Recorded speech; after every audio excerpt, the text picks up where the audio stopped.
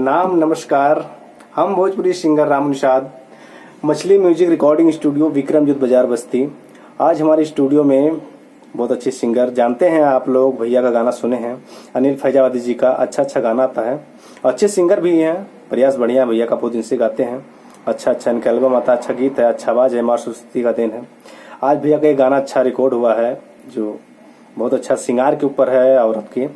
और भैया से रूबरू कराते हैं। भैया मेरे सामने बैठे हैं, अनिल निषाद फैजाबादी से। भाई सभी भोजपुरी भाई को नमस्कार। मैं गायक अनिल निषाद फैजाबादी। हमारा एक गाना आज बहुत अच्छा रिकॉर्ड हुआ है, आप लोग को भी सुनवाते हैं। बाकी आप गाना खुद ही सुन लीजिएगा यूट्यूब पर। भैया सुना दीजिए। जी सुना रहे गाना भैया का।